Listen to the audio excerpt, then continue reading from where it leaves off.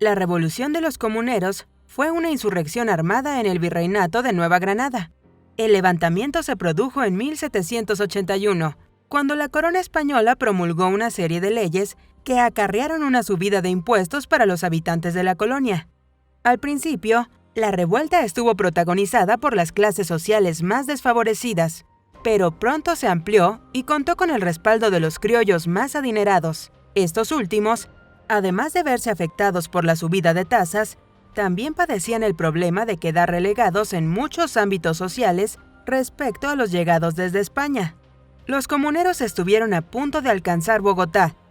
El gobierno virreinal, para evitarlo, aceptó negociar con ellos y firmó las llamadas capitulaciones de Zipaquirá, en la que aceptaban parte de las reivindicaciones de los sublevados. Este acuerdo no convenció. Aparte de los insurrectos que continuaron con la revuelta, cuando la situación se calmó un poco, las autoridades del virreinato desconocieron las capitulaciones y capturaron a los líderes revolucionarios. No obstante, esta insurrección está considerada como uno de los primeros movimientos dentro de los que se produjeron hasta alcanzar la independencia. Causas de la Revolución de los Comuneros.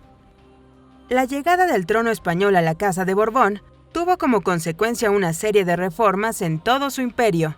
La situación económica española hizo que buscaran sacar mayor rentabilidad de sus territorios en América. Además de esta circunstancia, el virreinato pasaba por unos momentos de bastante tensión. Esta había causado algunas insurrecciones anteriores a la Revolución de los Comuneros, como la ocurrida en Vélez en 1740 o el levantamiento liderado por Juan Asensio Perdomo en Santa Fe de 1767. Impuestos.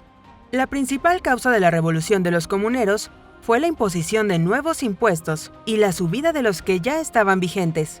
Las reformas fiscales impuestas por la corona española provocaron que la población de la Nueva Granada tuviera que soportar una mayor carga tributaria. Las crecientes tasas hicieron que terratenientes y pequeños propietarios vieran reducidas sus opciones para expandirse.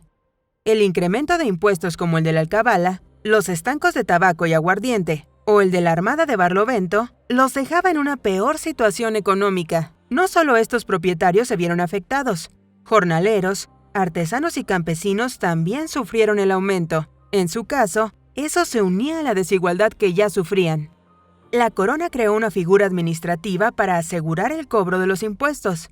El visitador regente, elegido para Nueva Granada, fue Juan Francisco Gutiérrez de Peñeres.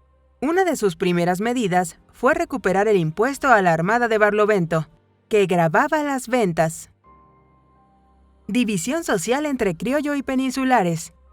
Las reformas impuestas por los Borbones también buscaban devolver poder a la metrópolis. Las nuevas leyes hicieron que los criollos fueran sustituidos por españoles peninsulares en los cargos de mayor responsabilidad. Consecuencias de la Revolución de los Comuneros. La revolución estalló el 16 de marzo de 1781 en la localidad de El Socorro, Santander. Las quejas contra los nuevos impuestos eran generales, y en este ambiente, Manuela Beltrán, cigarrera, se dirigió al estanco y arrancó y rompió el edicto que anunciaba el incremento de tasas. Ese gesto fue secundado por los habitantes de la localidad, al grito de ¡Viva el Rey y muera el mal gobierno! Los ciudadanos se enfrentaron al alcalde, afirmando que no iban a pagar ninguna de las contribuciones. La revuelta se extendió muy pronto a poblaciones cercanas, como San Gil o Charalá. El impulso definitivo se lo dio la adhesión de las clases acomodadas de la región, también afectadas por los impuestos.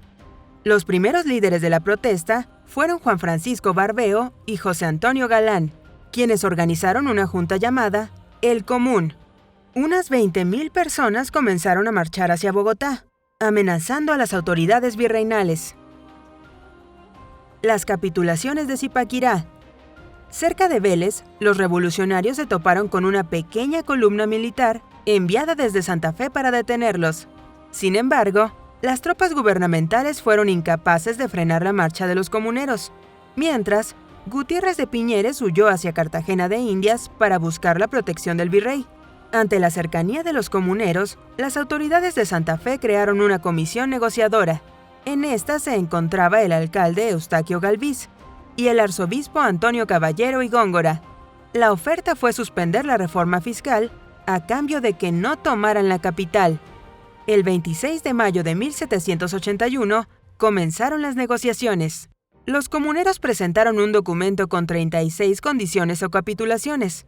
Entre las condiciones económicas se encontraba la suspensión y rebaja de impuestos, la libertad de cultivos o el libre comercio de tabaco. Aparte, el documento también contenía medidas como la mejora de caminos, que los nacidos en América pudieran optar por los altos cargos, la devolución de las salinas a los indígenas y otras reformas sociales y eclesiásticas. Según los historiadores, las discusiones fueron muy tensas, pero al final ambos bandos llegaron a un acuerdo. División entre los sublevados.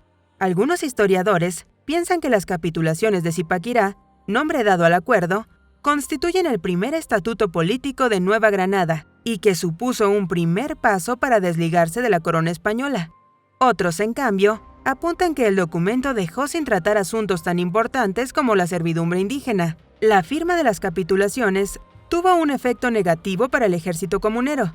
Mientras que sus miembros de clases más altas aceptaron lo negociado, los menos favorecidos mostraron su desconfianza. Al frente de este segundo sector se encontraba José Antonio Galán, quien se negó a dejar las armas y buscó ampliar los apoyos entre los trabajadores de las haciendas cercanas al río Magdalena. Anulación de las capitulaciones.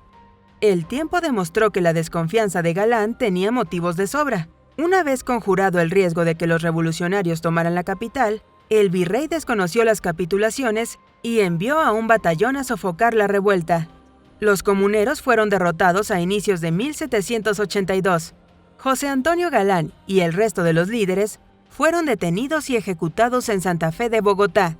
El cuerpo de Galán fue desmembrado y repartido entre las principales ciudades como ejemplo para quien osara rebelarse. Levantamientos en otros lugares. La revolución de los comuneros encontró eco en otras partes del virreinato.